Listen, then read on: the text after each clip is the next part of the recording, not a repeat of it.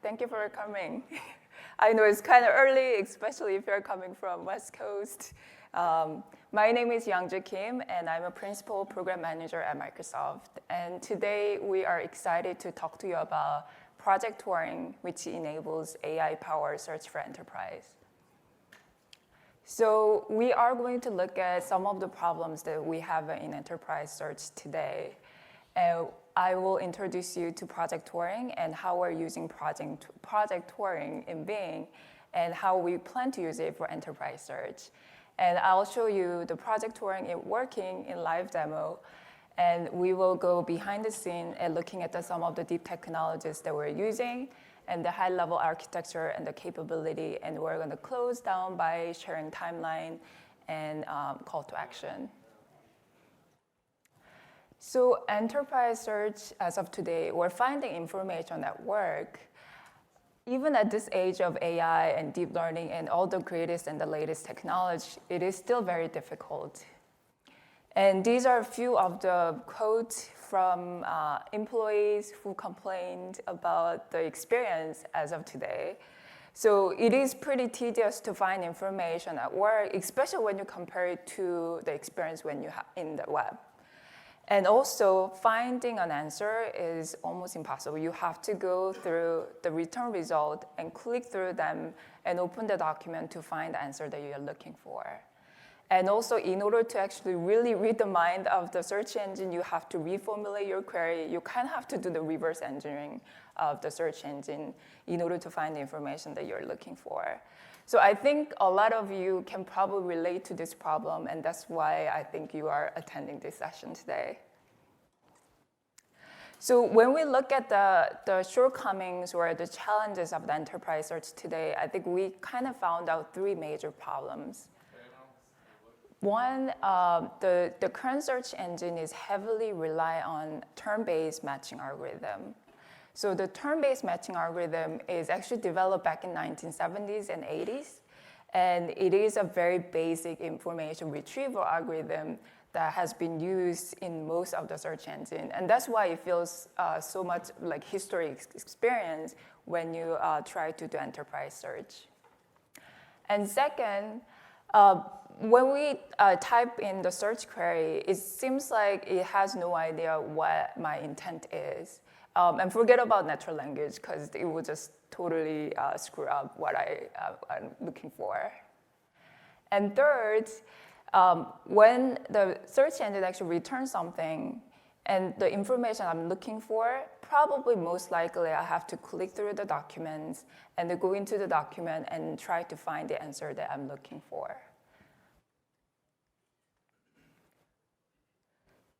So with all that in mind, I want to introduce you to Project Turing. Project Turing, in all transparency, is an internal code name. By no means it will be used as our branding or anything. But it is our effort to do a large-scale deep learning at Microsoft. And if you have been here since Monday, you probably have seen the of Project Turing already. At Satya's keynote, Yusuf actually showed a couple queries. How many days can I take off for jury duty, and can I bring my dog to work? So those are all powered by Project Turing. And our goal is to understand human natural language. I think this is so obvious and so innate to us as a human, but we have amazing brain power in each of us. But in order to actually duplicate it in machine, it is such a hard problem. And we want to do it using state-of-the-art, generalizable, and end-to-end deep learning models. And it is pretty mouthful, so let me go through it one by one. State-of-the-art, instead of using an algorithm from 1970s or 80s, we want to use the latest and the greatest technologies to really solve the real problem. And generalizable, because we are targeting many products and many different scenarios, we cannot just come up with one solution that will just work for one scenario and for particular users. And using end-to-end meaning, instead of having a lot of human interjection or human labor, which has been, by the way, very traditional in the machine learnings and even in deep learnings. We want to actually enable humans to be off of that mundane task and be actually focus on more important and more interesting problem. So how have we been using Project Turing in Bing? It definitely helped us to be more intelligent. And what do I mean by that? In Bing, we use Project Turing deep learning models in order to really understand the semantics.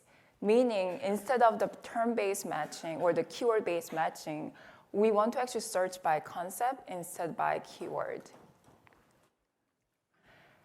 Natural language processing is another area that we're using Project Turing deep learning models, because without understanding natural language, we can't really get to the intent of the user. And we actually end up just being keyword matching. For example, if I type in, can I bring my dog to work?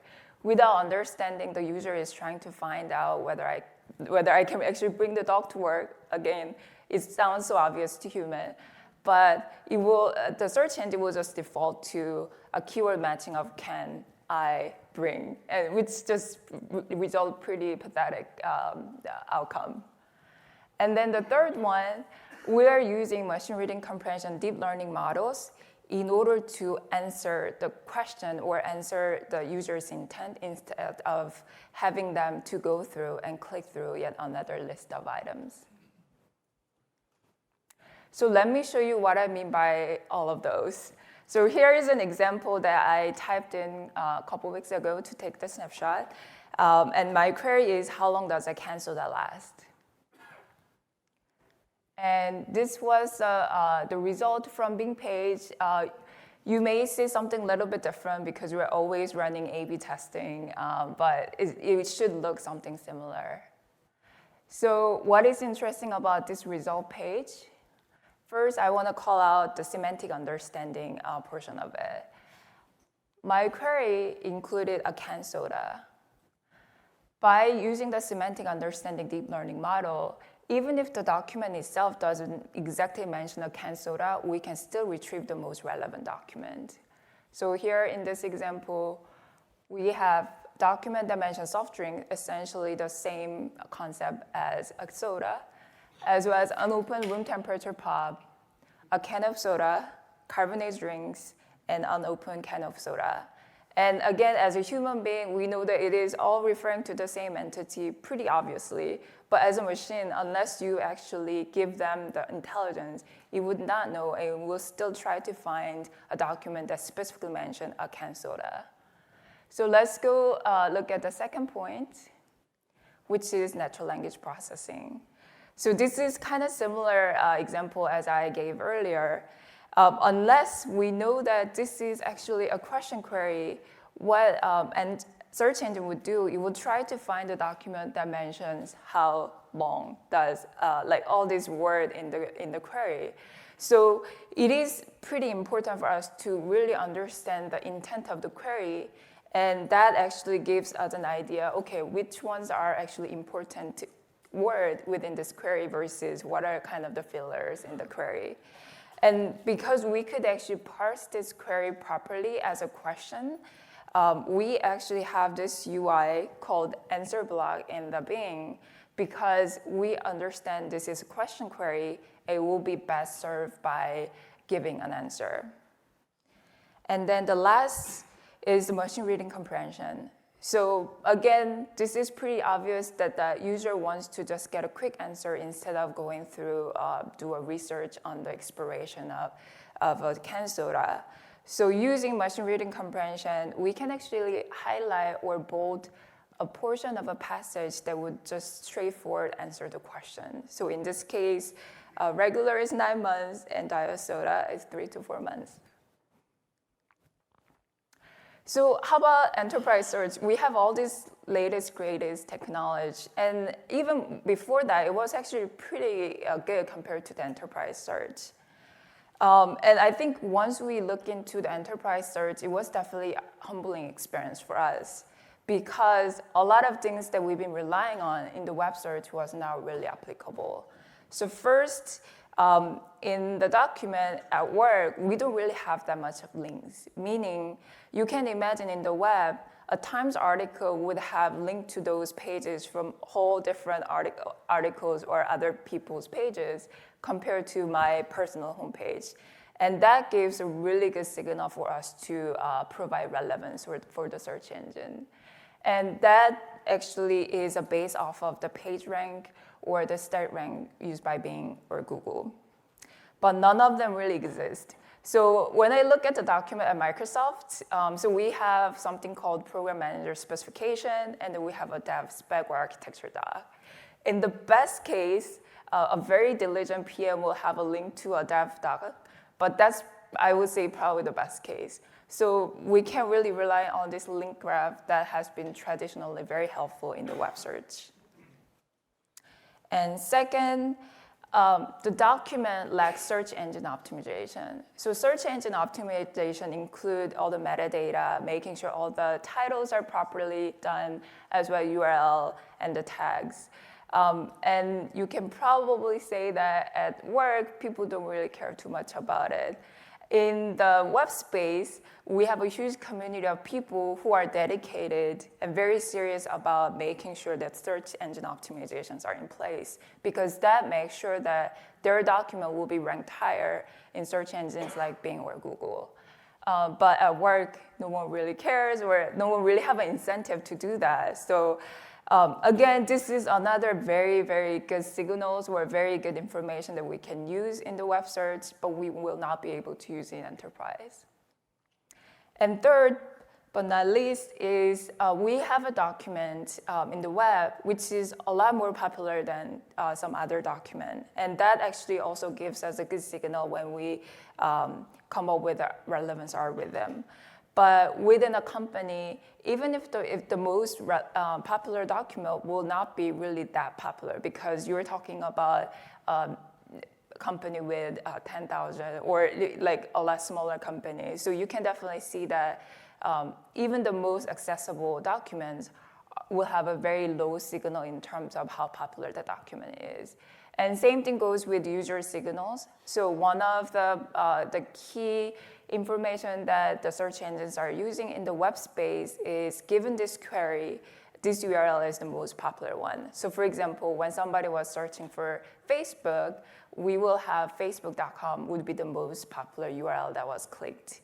But again, because we're talking about very small volume of data, all these user signals are pretty sparse and it looks random. It's not really statistically significant for us to use in the relevance.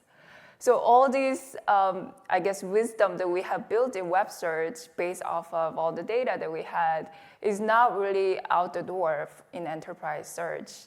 So we have been thinking about how should we actually approach this problem, because apparently what we have learned from Bing is not really applicable. So we are approaching this solving the enterprise search in a very different way, and the concept is called transfer learning. So we have all these project Turing deep learning models already pre-trained, and we have seen that working in the Bing, and we want to actually just apply them into the enterprise domain. And I believe that will actually address some of the shortcomings that we discussed earlier. So first, we discussed that the existing search engine or enterprise search engine is heavily relying on term-based matching algorithm. And because our deep learning models can actually understand semantics, so even if, as a user, if I don't use the exact terminology, it actually understands that soda is a carbonated drink, pop, and so on and so forth. So I can actually search by concept instead of by the exact keyword. And second, we talked about how the existing search enterprise search engine is lacking the understanding of the query intent, especially for natural languages. And because we have deep learning models that actually can process a natural language and being able to extract the user's intent, we'll be able to address this problem using this approach. And third, we talked about how we have to go through yet another set of results to find the answer that we're looking for. And using the machine reading comprehension, we can actually get to the answer straight out instead of wasting your time to do another search within search. So with that, let me show you a demo of Project Turing.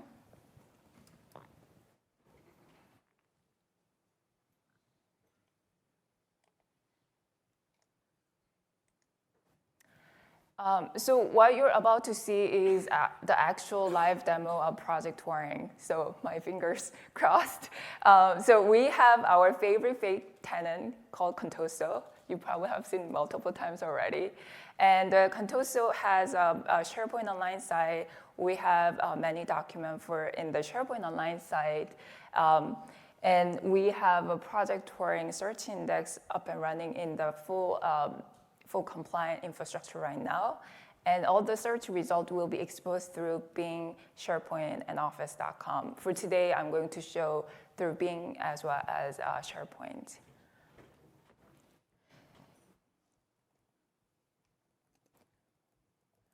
So the first query I'm using is tuition assistance. And these are the results coming from the internal content from Contoso.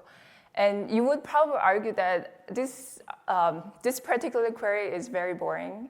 This is something that even the existing enterprise search should do very well. And I fully agree with that.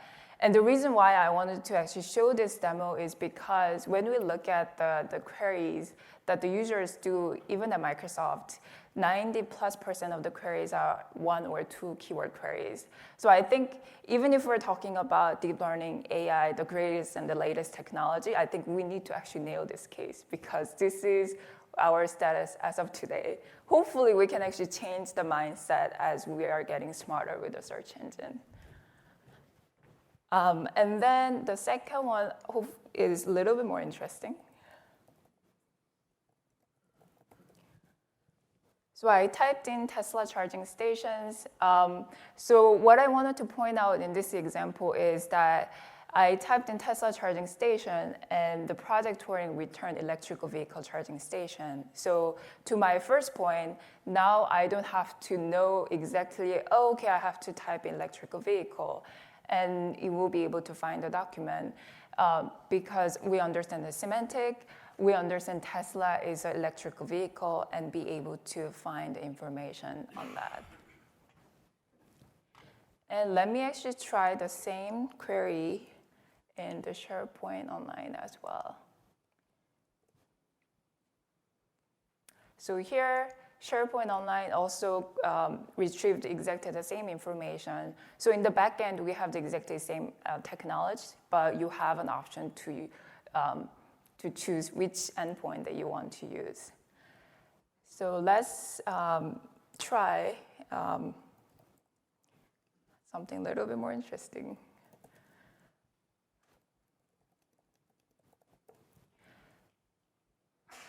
So this is a natural language query question, natural language question query. So here we can actually parse the query properly, and we realize that this is a question query, and that triggers us to run the machine reading comprehension and be able to actually highlight the portion of the passage that would actually answer the question. So here, sorry, it's a little bit hard to see, but 2 floating holidays per calendar year has been highlighted here so that you don't have to go look into the document and search through the document to find the answer that you're looking for. And let's say I happen to make a couple spelling mistakes in this demo. So how many floating holidays do I get? And the search engine is robust enough to actually know the intent of the user, even if you do have the spelling mistake. And especially when it comes to the typical spelling mistake, we have deep learning models that already learned that this is a typical spelling mistake. So we can serve those cases as well. So now, going back to Bing and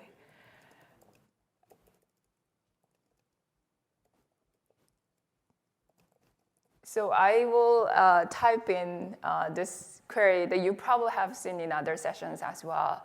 But I have one more demo, which I think is even more interesting.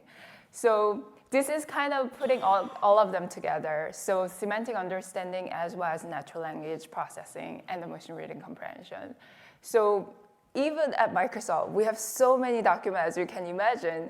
But when I actually typing this query in the, we don't really have a document that specifically mentions about dog policy because, I mean, you can't really have dog policy, cat policy, or whatnot. But we do have an amazing document on pet policy. And by using the semantic understanding, we understand that dog is a pet and being able to actually bring the pet policy documentation here.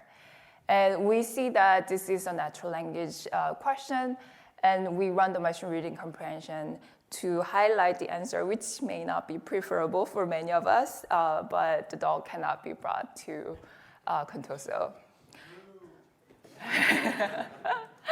So if we say we're really we can semantically understand, let's try cat. So cat as well, because again, cat, dog, pet, they are all semantically the same, we can actually bring the same document with the same highlighting. So I think one thing, I will actually talk a little bit more about that when I go behind the scene, but as we go a little further and further from the very core idea, I think you can imagine that the answers can be also pretty interesting. So that's where we come in and want to actually get your feedback on, because we can be very strict about how far we want to expand in terms of semantic understanding, but we can also be pretty loose and still be helpful when the people are actually trying to find some information. And I think that fine balance is definitely very important, and that's something that we would love to get your feedback on. So what's happening behind the scene? How can we actually do that? So let's take a look at some of the deep learning technologies that we're using.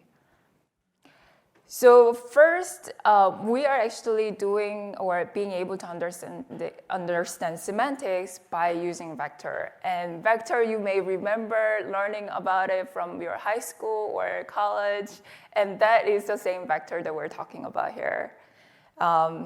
And this is actually a really cool concept. So vector, we can actually represent any type of data, whether we're talking about word or pixel, using vectors. And I think it's probably a little bit more complicated than what I learned, because I was learning about like 2-dimensional or 3-dimensional vectors, but we're talking about here is like 100-dimensional, 300-dimensional, multi-dimensional vectors. But really the main idea is a vector can actually represent what a piece of data actually means. And really cool thing is you can actually arrange and do the vector calculation, and the proximity of the vector represents the similarity of a concept or that piece of data. So what we did was we actually took a word or vocabulary, and then we represented them into vectors, I believe 300-dimensional vectors. And because we can really possibly visualize 300-dimensional vector, we kind of flattened it and draw a vector map like this. So when I look at this first circle, I see that lobster, meat, crab, and steak are all congregated into similar space. And because we represented them all into vectors and the proximity actually represents the similarity, it makes sense all these like kind of diner menu type of things are all congregated into the same space. And then when we look at the second circle, coffee and tea, donut, breakfast, and Starbucks, they're also kind of congregate into the similar space. And note that coffee and tea are a lot closer to other concepts, although broadly they also kind of represent breakfasty type of menu or the brand. So you can imagine in my earlier example, Tesla and electrical vehicle, they are also congregate into the very similar space, as well as cat, dog, and pet. And this concept can be actually built in order for us to actually even deal with the natural language. So the vector can be built for character, word, face, phrase, clause, sentences, and passages, and actually all the way to the document. So what we did is we actually represented all the sentences into a vector map, pretty much a similar concept. We just kind of flattened it so that we can somewhat visualize it. And when we look at this one tiny circle, what we found out is these are the sentences that all appear in the congregated fashion. And if you're a Pokemon fan, you would definitely recognize all these. Where is the move tutor in Sapphire? Where to find Yamaska in Auras? Where to find Swadulu Pokemon Y? Where is Pokemon X and Y based off of? And notice that not only these are talking about Pokemon, but these are also questions and also all valid questions. So this is how the vectors can be built for sentences as well. So in my earlier demo, you saw the can I bring my dog to work? Can I bring my cat to work? Can I bring my pet to work? For that matter, they will all be congregated into the very closed space. And how about machine reading comprehension? So I think before I started working on this project, I didn't even realize how hard it is to even measure machine reading comprehension. And there are many research papers that was published on how to measure machine reading comprehension. Again, I think us as humans, we have an amazing brain. We just don't even think about it. But even being able to find out, is this actually model doing better than human? There is actually a lot of thought going on.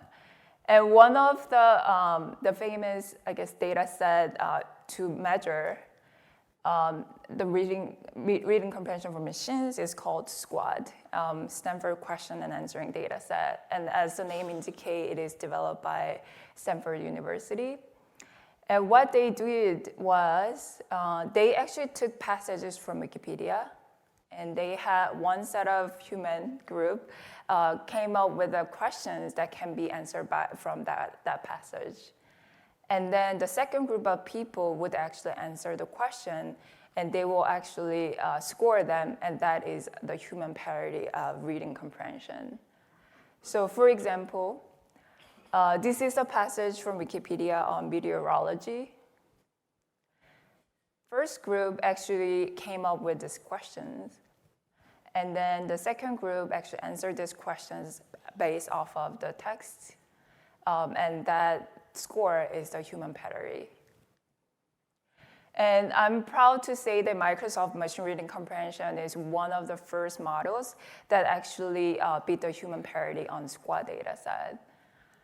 And it is actually meaningful in the way that it was actually end-to-end deep learning model.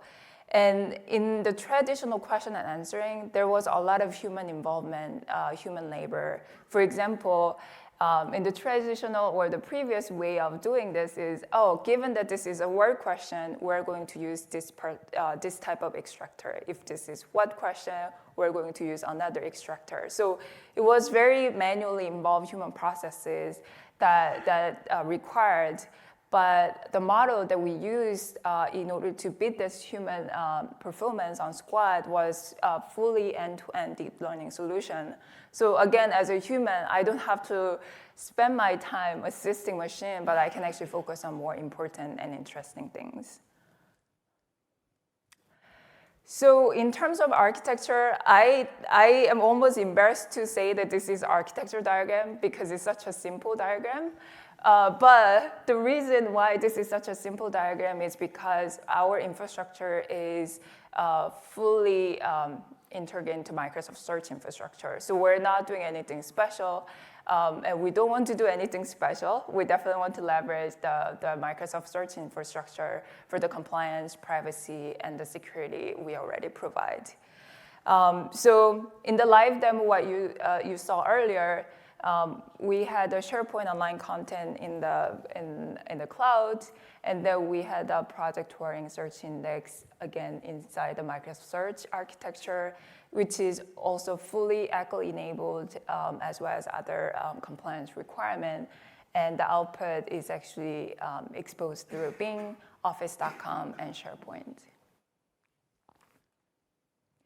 And because we are fully relying on Microsoft Search infrastructure, it pretty much natively gives us all these capabilities. We are compliant. We are handling access control lists. We are GDPR compliant. And also we natively support SharePoint Online content. And of course, it is a scalable architecture. And as I mentioned earlier, we have the same result across all endpoints, Microsoft Search in Bing, SharePoint Online, and Office.com. And because of that, and because we are natively supporting SharePoint Online content, as an admin of a company, if you want to enable this capability, there is pretty much zero work other than just signing up for the private preview at this point. And as of today, we have enabled English only, but we have 9 Office languages, top Office language coming pretty soon. So even if your primary search language is not English, I would highly encourage you to apply for a private preview or sign up for the private preview, because we would love to get feedback on non-English as well. So in terms of target timeline, we have been working with Microsoft, of course, as well as our wonderful early private preview customers. And this is actually verbatim feedback from one of our early private preview customer. The employee or the engineer was actually looking for performance discussion document. But there was nothing that actually specifically mentioned a performance discussion. So he said, even though the word performance conversation, that's what he was looking for. So even though the word conversation doesn't show up in this document, it's a quality return as it walks through the expectation of the types of discussion, conversation a supervisor should have with their direct report. So he wasn't looking for performance conversation. He got document about discussions on performance. So he was fully realizing the power of semantic understanding here. So we have the private preview up and running right now. So the sign up is available. And as of next year, we are going to have a public preview ready as well as general availability. And the last one, as I was talking to a lot of customers, I think we definitely got feedback. How about outside SharePoint Online? How about outside Microsoft Office 365? So we have definitely got feedback that this capability will be definitely useful even for third-party content. And you probably have heard about our connector scenarios. So we'll be leveraging connectors in order to enable third-party content to enable project Turing capabilities. So this is our private preview sign-up URL as well as the QR codes. It will be open until November 30th, and then we will be going through and choose a couple dozens of customers to work together, and we would love to actually get your feedback. So I hope you guys are as excited as we are in terms of what this can actually bring to your productivity. And we look forward to hearing from you. Thank you.